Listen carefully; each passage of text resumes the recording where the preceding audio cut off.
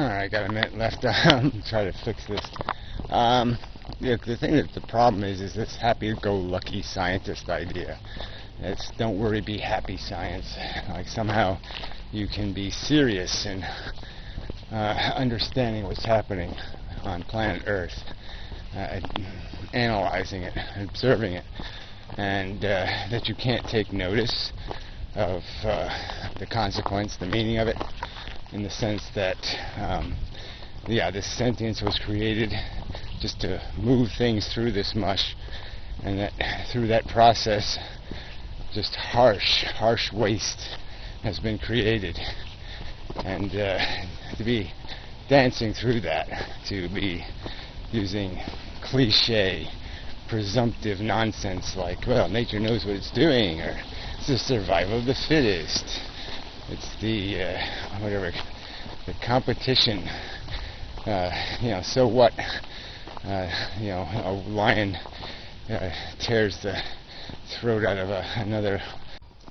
Alright, video. I'll probably just add this on to the previous slop that was a video. So, I don't have high expectations. So I'm trying to get to the point that these scientist types, goddamn shoelaces. Alright, that these scientist types, they are able to, pick the world apart. Yeah, okay, so we make some discoveries over quite a long period of time. Actually, it kind of took us a long time to figure everything out, even the obvious. But anyway, and, they'll prod themselves, like, oh yeah, this is really great that we know this stuff.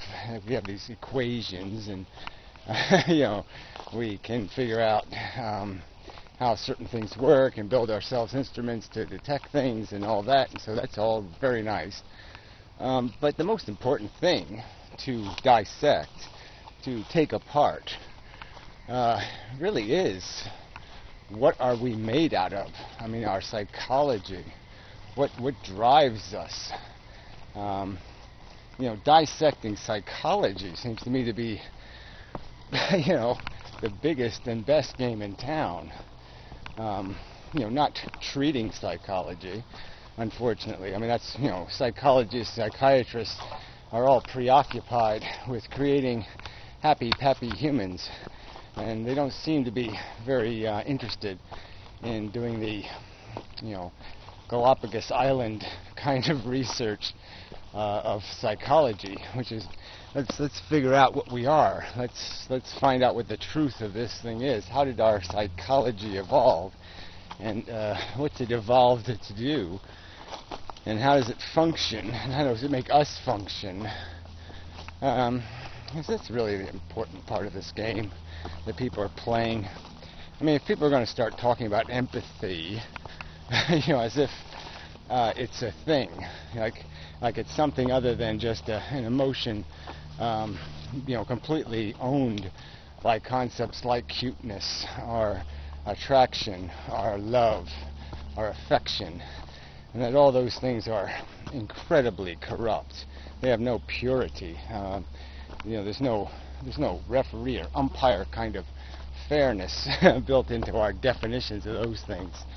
So, quite obviously, it's sort of a good example is, Nuclear Night got into a whole big shitstorm of crap because she dared to say she couldn't give a fuck about Christopher Hitchens, because, he was basically a warmongering asswipe who was giving aid and comfort to the mass murderers of the United States government.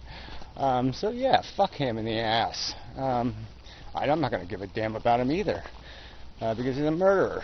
That's all. He's a fucking murderer. He has all the intent. I mean, maybe he didn't pull any fucking triggers, but he had every intent of like I said, giving every comfort, loading any gun he could put in any asshole's hand, and saying, go shoot and kill some innocent people. So fuck that asshole. And anyway, she got in trouble because she's not showing proper empathy. Like, she's supposed to feel something for this person, and she's not supposed to take into account what she's determined to be what he has earned by how he lived his life. And clearly, certainly, it can be argued that any new suffering introduced into the world would be a bad thing. So, I mean, if somehow saying it made it so, well, that would be awful. But, I mean, look, the guy's going to die anyway, so who cares in that respect? We're all doomed. And yeah, she's like she invented his hardship. She didn't impose it. And, you know, theoretically, it just doesn't matter. It doesn't matter whether Adolf Hitler has a headache or you have a headache. A headache is a headache. It's a bad thing, no matter who's experiencing it. So, yeah, she could be empathetic for the person who's enduring a suffering, but she doesn't have to be empathetic for that in particular human being who's an asshole, you know. Hey, Bill. Dog. Kind of mangy. Whatever. So, yeah, neighbors. Alright. Anyway, so, yeah, you know, it just doesn't matter. What's it feeling what and all that crap. So, yeah, but it's just it's a silly argument to sit there and say somebody's not being empathetic enough. The requirement is to not cause people pain and suffering, not to be the cause of it, the creator of it. That's what's important. What people say, who the fuck cares? But anyway, that's a little bit off the subject, I think.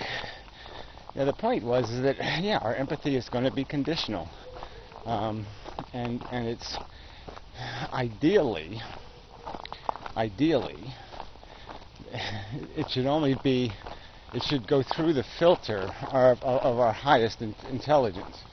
We should be scrutinizing why we're feeling a certain affection or lack of affection.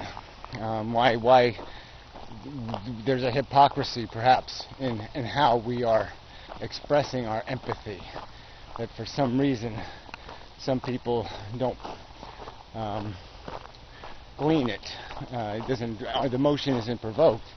Yet other people it is, and we should be bothered by that intellectually. We should be. We should find that disturbing that we're capable of that hypocrisy, that double standard. Probably a better way to put it. And that's the whole point. The standard. Emotions don't have rational standards unless we force them to. Unless we make a deliberate effort to force them, you know, as I just said, into some sort of fairness, even-handedness, and yeah, it's only going to happen though by our will, our deliberate will. So somehow this all relates back to these pompous, arrogant humanists. I used to like the word humanist because I associate it with being the opposite of a theist. But, yeah, fuck that word. Fuck humans, especially humans who think they're entitled to be assholes. You know, that they somehow earned a dominant role when they haven't. Earning it would be demonstrating intense responsibility. And there's no evidence that they're doing that. So anyway, slight interruption. Dog walkers and such. Yeah, they always have that. Well, it's good of them, though. You know, they leash their dogs when somebody comes. Some people are very good that way. But I feel kind of bad. You know, it's probably a bit of a pain in the ass. But it's my park, too. So whatever. It's like we're competing for it. They're probably cursing my existence in their park, and I'm cursing their existence in my park. But anyway, I should have to like sign in or something. I register this walkway between the hours of. But anyway, that brings up a whole bunch of other subjects I'd like to get to. I have to get to. Yeah, but we should have as a society. We could have lots of private facilities, you know, that are public. You know, publicly private, where we all get to, almost like that condo thing, timeshare. It's a good idea. Anyway, it's like we could almost live that way, timeshare our house. Yeah, well, I'll be out from this hour to that hour, so you can live there until I get back. But anyway, it's probably going too far. Alright, back to the subject. Yeah, so anyway, let's dissect what a human being is. I don't mean materially, I mean psychologically. I mean, what's the general wiring? And we can sort of see it. I mean, you can look inside of yourself and see it. You can see the psychology, the want. You can tell that you have preferences that are completely your own, that are very personal.